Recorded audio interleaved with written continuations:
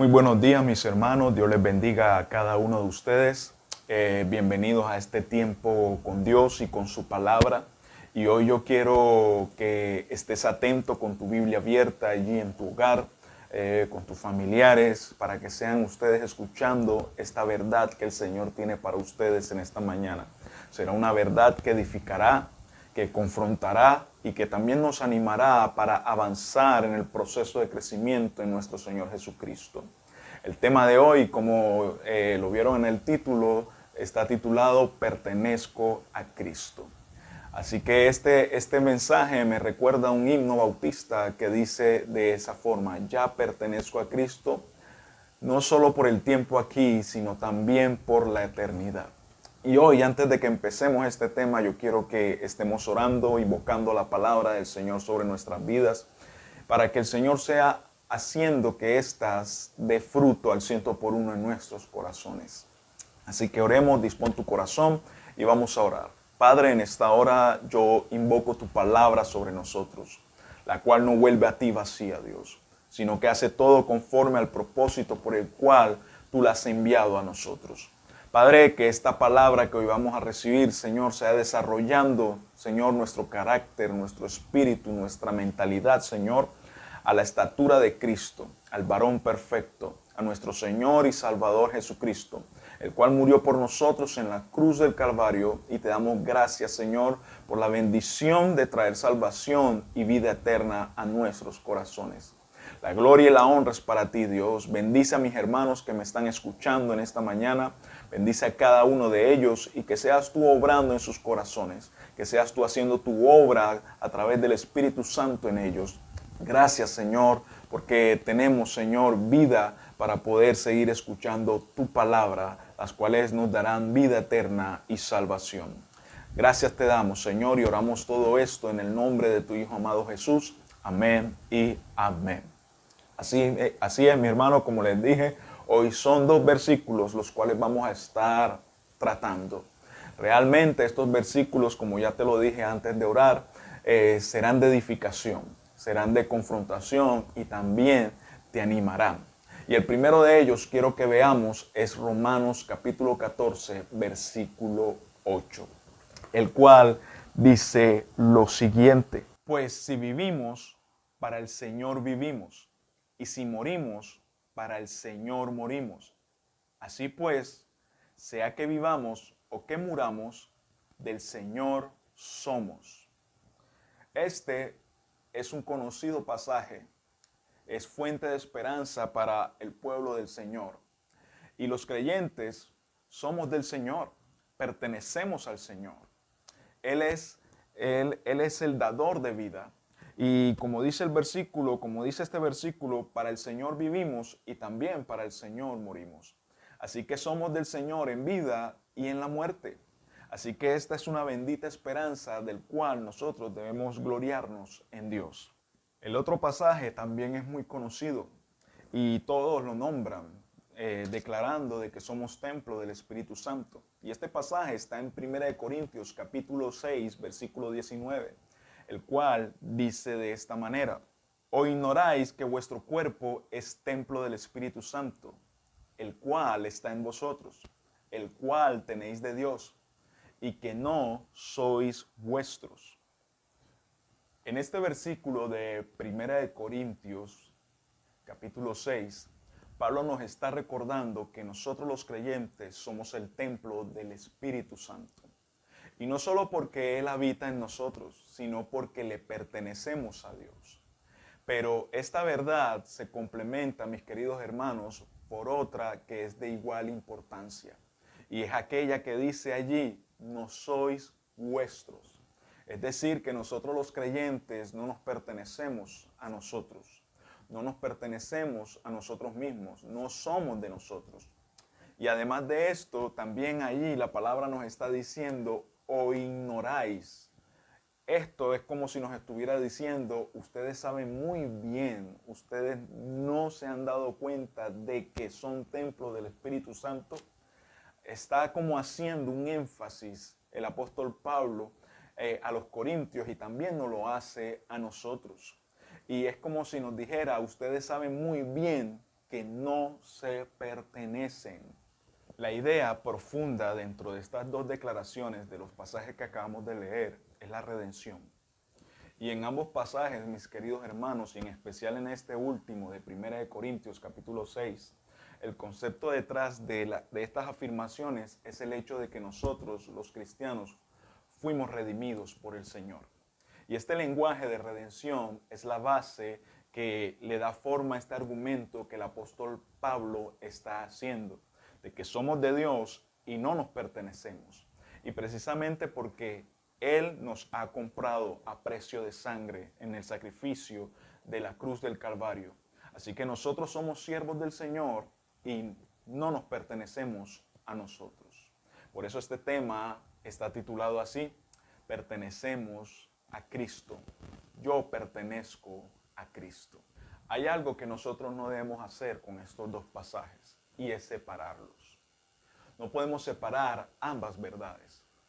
Mire, nosotros los cristianos normalmente cuando un expositor de la palabra, un predicador en entusiasmo dice ¿cuántos pertenecen a Cristo? Todos dicen amén y lo hacen con mucho entusiasmo. Y a la verdad es que nosotros pertenecemos a Él, pertenecemos a Dios. Y lo podemos dar por sentado y lo declaramos así como cristianos que somos. Y estamos nosotros persuadidos y celebramos que esto es así. Así que, pero muchas veces nosotros como que la otra parte, la otra verdad de decir, no somos nuestros, hace algo diferente en nosotros, cambia nuestra actitud frente a esa expresión. No somos nuestros. No siempre es así cuando lo exponemos. Y realmente, por lo general, nosotros no pensamos ni asociamos en nuestra mente el ser de Dios con no somos nuestros. Nosotros los creyentes tenemos la convicción de que pertenecemos a Cristo. Pero esta convicción no siempre viene acompañada con la otra realidad, que es que no nos pertenecemos a nosotros. Y no siempre nosotros las miramos juntas. Y no deberíamos separarlas, porque la Biblia, realmente la palabra de Dios, no lo hace. Ella no hace esto, no separa estas dos verdades. Y decir de que somos de Cristo y que no nos pertenecemos son las dos caras de la misma moneda, mis queridos hermanos. Así que por lo general, esta última de que no nos pertenecemos a nosotros, debemos tomarla en cuenta como hijos de Dios. Este doble sentido del que yo te estoy hablando es bien captado en la primera pregunta del Catecismo de Heidelberg, el cual dice lo siguiente: ¿cuál es tu único consuelo tanto en la vida como en la muerte? Pregunta el Catecismo. Y la respuesta que da es esta: que yo, con cuerpo y alma, tanto en la vida como en la muerte, no me pertenezco a mí mismo, sino a mi fiel Salvador Jesucristo. Toda verdad en las Escrituras debe encontrar una expresión y aplicación práctica en nuestras vidas, mis queridos hermanos. Y esta no es la excepción, porque las verdades que la Escritura enseña deben producir en nosotros una respuesta piadosa. Por eso es que Juan Calvino llamaba piedad a una reverencia unida al amor de Dios que el conocimiento de Dios produce.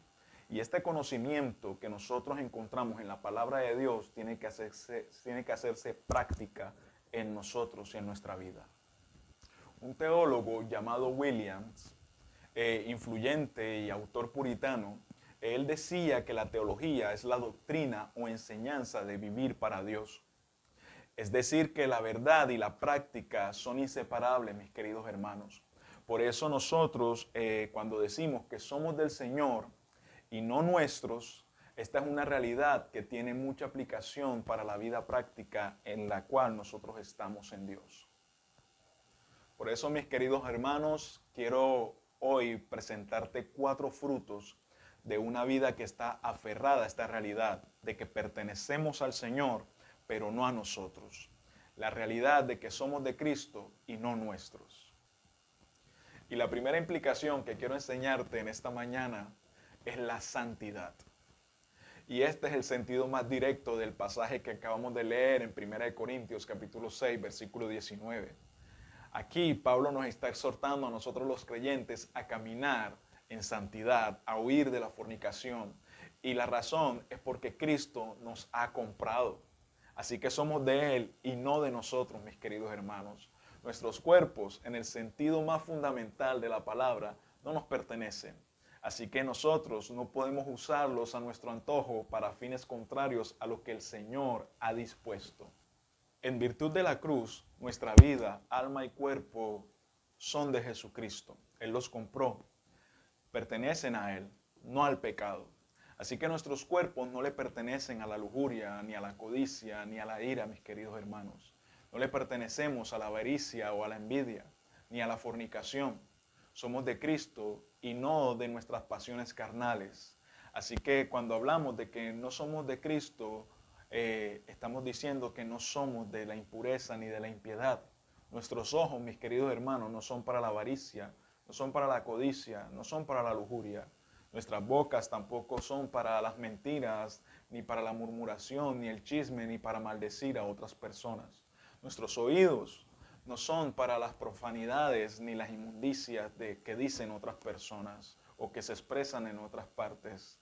Nuestras manos no son para robar, no son para maltratar, no son para señalar con desdén a aquel que nosotros pensamos o creemos que es menos que nosotros. Y nuestros pies no son para llevarnos a la maldad. Por eso, mis hermanos, cada vez que nosotros somos tentados, nosotros debemos pedirle al Espíritu Santo que nos dé el poder para resistir al pecado. Porque también nosotros debemos pedirle que nos recuerde y nos dé la fe para aferrarnos a la gloriosa verdad de que nosotros pertenecemos a Cristo y no a nosotros. Es algo que nosotros tenemos que reconocer. Y cuando empezamos a reconocer esta verdad, la gloria de Dios empieza a manifestar profundamente y empieza a traer libertad y nos hace libres de todo pecado. Somos del Salvador y no de esa pasión pecaminosa que nos arrastra a deshonrar a nuestro Señor. Así que nosotros los cristianos debemos cultivar, meditar y discernir esta realidad constantemente para que sea un arma en nuestra lucha contra el pecado. Debemos pensar y tomarnos de la verdad de que Cristo nos compró para que la totalidad de nuestra vida sea consagrada a Él. Somos de Cristo y no del pecado, mis queridos hermanos. La segunda implicación que quiero enseñarte en esta mañana es el servicio. Cuando nosotros decimos o damos por hecho de que somos de Cristo y no de nosotros, lógicamente el servicio viene siendo una de estas implicaciones. ¿Por qué te lo digo? Te voy a poner un ejemplo. Cuando un esclavo era comprado, o sea, era redimido de otra persona, era comprado por un nuevo amo, este esclavo servía a los intereses de su nuevo amo y su ocupación era el servicio. Y la nueva vida que este siervo tenía debía estar consagrada enteramente a su nuevo Señor. El ejemplo más instructivo al respecto de lo que es el comportamiento del esclavo para con su amo nos lo entrega nuestro Señor Jesucristo. Y esta parábola se encuentra en Lucas capítulo 17, versículo del 7 al 10, donde nuestro Señor Jesucristo habla de esta realidad. Mira lo que dice la palabra del Señor. ¿Quién de vosotros, teniendo un siervo que ara o apacienta ganado, al volver él del campo, luego le dice, pasa, siéntate a la mesa? ¿No le dice más bien, prepárame la cena, cíñete y sírveme hasta que haya comido y bebido, y después de esto come y bebe tú? ¿Acaso da gracias al siervo porque hizo lo que se le había mandado? Pienso que no.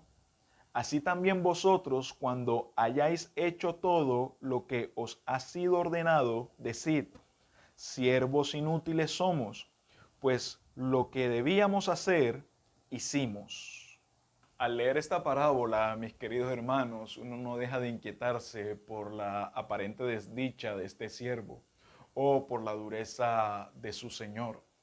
Así que lo cierto es que esta parábola refleja una realidad común en estos tiempos.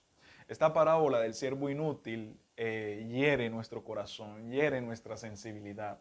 No solo porque nosotros estamos distanciados de los conceptos de esclavitud, sino por el excesivo aprecio por nuestra autonomía. Nosotros nos amamos a nosotros mismos, nosotros amamos nuestro libre albedrío. Por eso cuando decimos somos de Cristo y no de nosotros, o sea, chocamos con esta realidad, porque realmente nosotros no nos pertenecemos, mis queridos hermanos. Y este relato de Lucas capítulo 17 establece una verdad que es antinatural.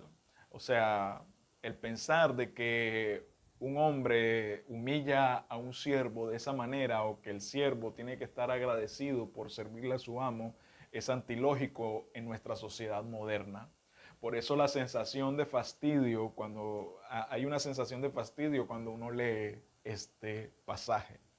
Ahora bien, o sea, sería un error querer encontrar en el Señor del siervo una correspondencia con nuestro Señor Jesucristo. El enfoque de esta parábola o de este relato tiene que ver con nosotros, no con Cristo, mis queridos hermanos. O sea, lo que te estoy tratando de decir es que aquí nuestro Señor Jesucristo quiere que nos identifiquemos con el siervo y no que identifiquemos a este amo tosco, a este jefe tosco con él. O sea, el interés de nuestro Señor Jesucristo es ayudarnos a entender de que nosotros como hijos, como cristianos que somos sus siervos, así como lo es el siervo de esta parábola. Por eso nuestro Señor Jesucristo a través de esta parábola lo que nos está diciendo es que somos de Él y debemos servir a sus intereses. Debemos servir a la causa del Evangelio. Nosotros debemos servir a la iglesia. Nosotros debemos servir a los hombres en general. Y nosotros debemos estar comprometidos sirviendo a nuestra congregación. Un creyente, mis queridos hermanos, siempre se tomará en serio y nunca desperdiciará la oportunidad de servir al Señor, ni estimará por poco lo que el Señor le ordena a través de su palabra. Somos del Señor y Él dice que nuestro llamado es el servicio. En Juan capítulo 13, versículo del 15 al 17, nuestro Señor Jesucristo dice lo siguiente: porque ejemplo os he dado, para que como yo os he hecho, vosotros también hagáis. De cierto os digo, el siervo no es mayor que su Señor, ni el enviado es mayor que el que le envió. Si sabéis estas cosas, bienaventurados seréis si las hiciereis. Para un creyente, mis queridos hermanos, el servicio es una obviedad. No deberíamos sorprendernos. Además, si nosotros tomamos en cuenta el relato de Jesús, entonces la persona que sirve tampoco debería esperar el reconocimiento de quienes se benefician de su servicio. Mis amados, cuando nosotros estamos arraigados y confiados en la doble verdad de que somos de Cristo y que no nos pertenecemos a nosotros mismos, entonces cualquier momento en que se nos llame a obrar en servicio será una ocasión para gozarnos. No solo veremos esto como una interrupción para nuestra vida, sino que entendemos que nuestra agenda no nos pertenece a nosotros, le pertenece a aquel que nos compró a precio de sangre. Así que nuestro tiempo es de Cristo y nosotros debemos confiar y debemos dar gracias a Dios por el privilegio que nos da de poder servirlo. Y esto es para el beneficio de la iglesia y beneficio para todos aquellos que es nuestro prójimo y para la gloria de su nombre. La tercera implicación del hecho de que nosotros somos de Cristo y no de nosotros sería la confianza en la aflicción. Si el dueño del siervo lo lleva a un lugar, el siervo no cuestionará, ni se va a quejar, porque él entiende que le pertenece a su Señor. El siervo va a donde su Señor decida que debe ir. El siervo sigue a su Señor en la dirección que éste crea que es conveniente. Mi hermano, ¿qué les estoy tratando de decir? Si el Señor decreta temporadas de sufrimiento, necesidades y adversidades, nosotros podemos confiar que así Él lo ha querido. Si el Señor decide llevarnos por valles de aflicción y penurias, debemos descansar en su sabiduría y en su buena voluntad.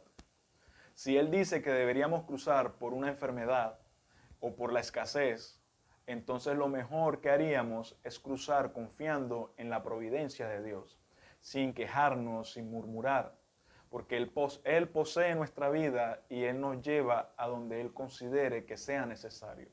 Así que nosotros los cristianos tenemos que confiar que Él no nos va a abandonar y que Él estará con nosotros. Porque si sufrimos, con Él también seremos glorificados, dice la palabra en Romanos capítulo 8, versículo 17.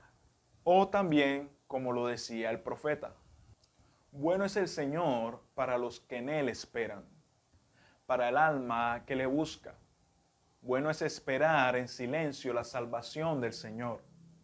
Bueno es para el hombre llevar el yugo en su juventud, que se siente solo y en silencio, ya que Él se lo ha impuesto.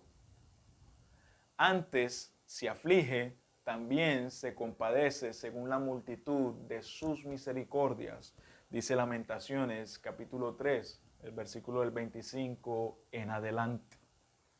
Este pasaje que reconoce la soberanía divina de Dios al imponer soberanamente aflicción a los suyos, también nos invita a que nosotros debemos esperar en su misericordia.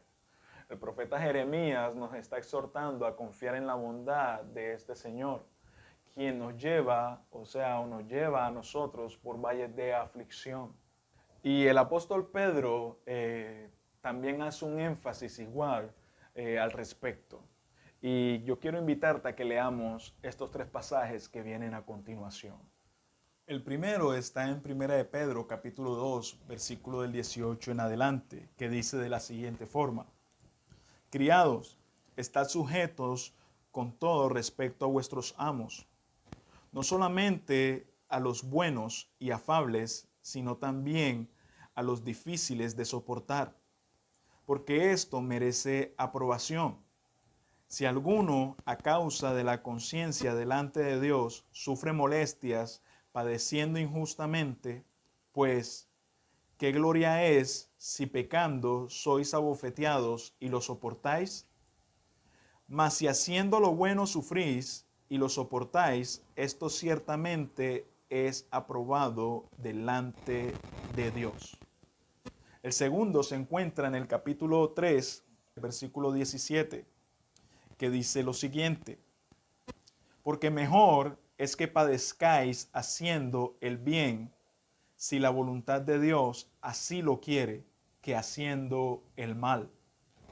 Y el capítulo 4, en el versículo 19, que es nuestro tercer pasaje, dice así: de modo que los que padecen según la voluntad de Dios encomienden sus almas al fiel Creador y hagan el bien.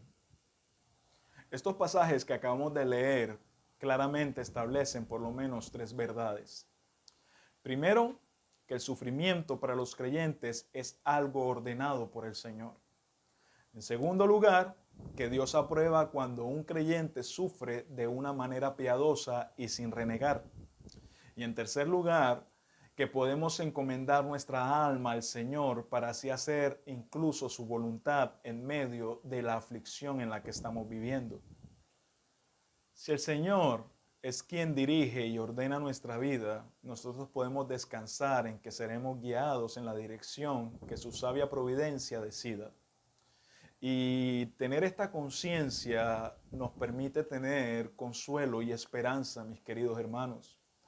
Nosotros no estamos en las manos del diablo, no estamos en las manos del destino, no estamos en la mano de los hombres, sino que nosotros estamos en las manos de nuestro compasivo Señor y Salvador Jesucristo. Y nosotros podemos confiar que le pertenecemos a Cristo, porque Él decide sabiamente nuestro camino para nuestro bien y para que Él sea glorificado. Y la cuarta implicación de ser de Cristo y no de nosotros es renunciar a la búsqueda de autonomía. Hoy en día, mis queridos hermanos, las nociones de sujeción, de obediencia, de sometimiento, de rendición de cuentas, no solo son extrañas, sino también resistidas y ridiculizadas por el hombre del siglo XXI. Cada uno busca hacer lo que bien le parece. Y las semillas de la rebelión, del desafío a la autoridad y de la autonomía fueron sembradas en el huerto del Edén, producto del pecado, y hasta hoy seguimos cosechando de esos frutos. Pero en la Biblia, mis queridos hermanos, nosotros tenemos una realidad totalmente opuesta. Nosotros no somos nuestros dioses. Al contrario, en Dios tenemos un creador y redentor, quien es el dueño y la máxima autoridad sobre todo lo creado y sobre todo en nuestras vidas. Él nos posee en todo tiempo y en todo lugar. Él ejerce su autoridad y dominio sobre nosotros. Aunque es cierto que por lo general Dios ejerce su autoridad sobre nosotros por medio de su palabra y de su espíritu, la misma Biblia también añade algo más. El Señor también establece otras formas subordinadas de autoridad a las que nosotros debemos sujetarnos. El mismo Dios ha colocado a otras figuras de autoridad sobre nosotros, a quienes nosotros debemos respeto y sujeción, al punto de que no podemos ignorarlas ni desobedecerlas, porque esto es como desobedecer también al Señor. Uno de ellos son nuestros padres, nuestros cónyuges, nuestros jefes y hasta nuestros pastores, que son una extensión del señorío de Dios que se ejerce sobre nosotros. Además, mis queridos hermanos, esta realidad debemos tomarla muy en cuenta. Por ejemplo, cuando nosotros tomamos decisiones, muchas de las decisiones más trascendentales que nosotros los creyentes tomamos están basadas en las preferencias personales, en la conveniencia y en nuestros impulsos. Y eso no solo refleja falta de sabiduría, sino que también contradice la verdad de que somos de Cristo. Y a la hora de nosotros tomar una decisión importante, son pocos los cristianos que buscan discernir la voluntad de Dios por medio de la oración, por medio del consejo de sus líderes o por medio de la investigación y profundizar en su palabra. Ahora quiero que escuchemos al apóstol Pablo, quien tiene mucho que decir al respecto. Y en su primera carta a los Corintios, él da muchos tips en cuanto a la toma de decisiones. Y la palabra del Señor aquí nos da algunos criterios que nosotros debemos tomar en cuenta cuando nosotros tenemos que decidir algo o cuando estamos frente a una situación o algo que la Biblia prohíbe y no manda que nosotros lo hagamos. Y la primera de ellas se encuentra en 1 Corintios capítulo 6, versículo 12, que dice lo siguiente: todas las cosas me son lícitas, mas yo no me dejaré dominar de ninguna. La segunda se encuentra en el capítulo 8, versículo 9, que dice así: pero mirad que esta libertad vuestra no venga a ser tropezadero para los débiles. La tercera, en 1 Corintios 9, 19, dice: por lo tanto, siendo libre de todos, me he hecho siervo de todos para ganar a mayor número, dice el apóstol Pablo. En el capítulo 10, versículo 23, lo dice así: todo me es lícito, pero no todo conviene. Todo me es lícito, pero no todo edifica. Y el capítulo 10, versículo 24, que es el siguiente versículo, dice así: ninguno busque su propio bien, sino el del otro.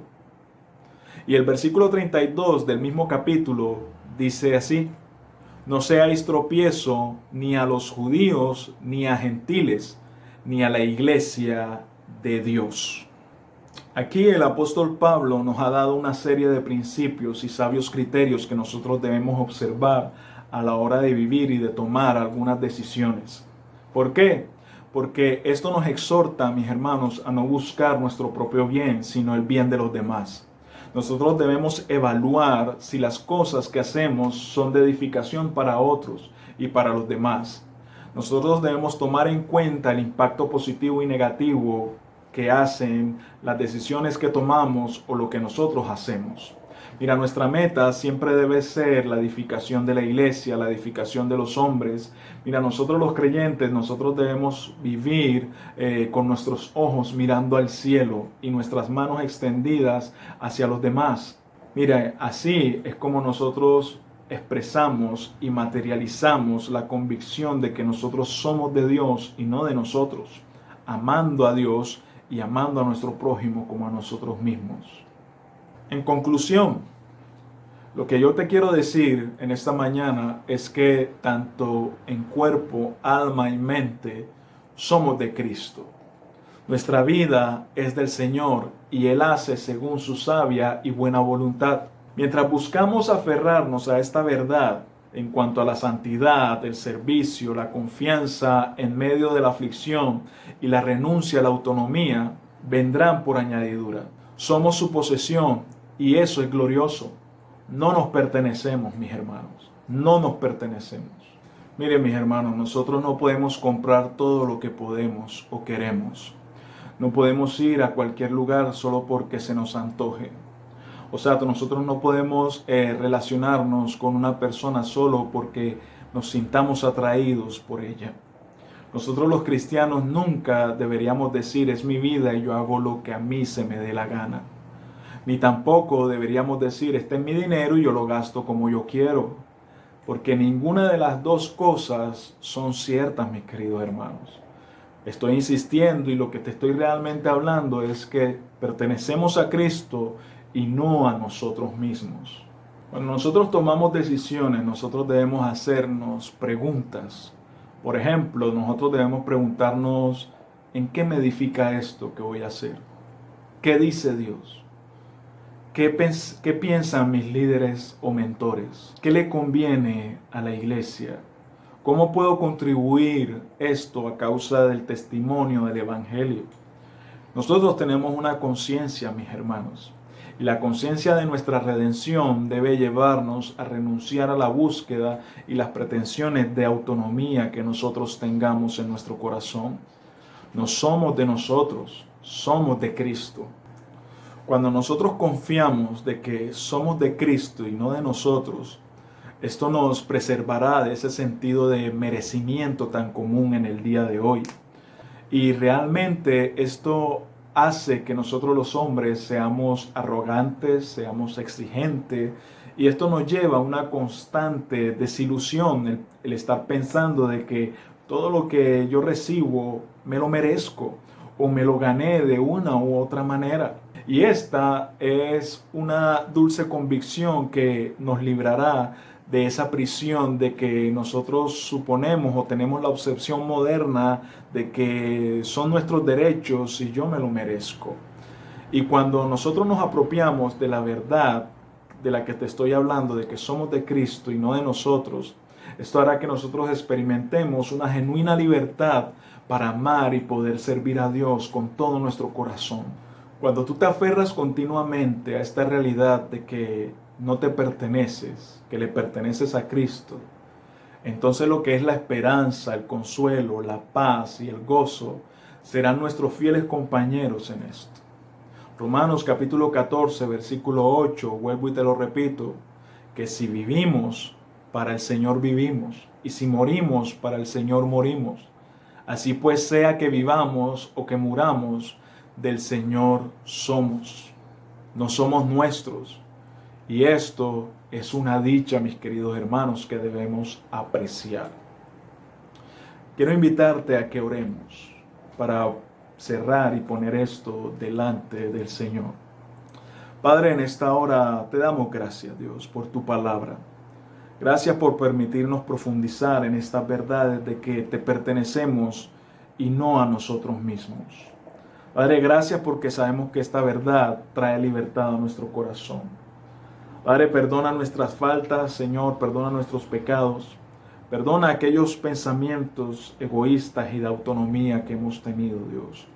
Padre, nos hemos relacionado con esta verdad de que te pertenecemos. Pero nunca hemos considerado esto de que no somos dueños de nosotros mismos, Dios. Perdónanos, Señor, por no considerar esto. Padre, y permítenos, Señor, que esta verdad pueda fluir en nuestro corazón y pueda obrar, Señor, en la práctica, Dios. Que esta expresión que hemos visto hoy, Señor, nos haga agradarte más, buscarte más y aferrarnos más a ti, Dios. Te amamos, Señor. Bendecimos tu nombre y te damos gracias por tu palabra, Dios.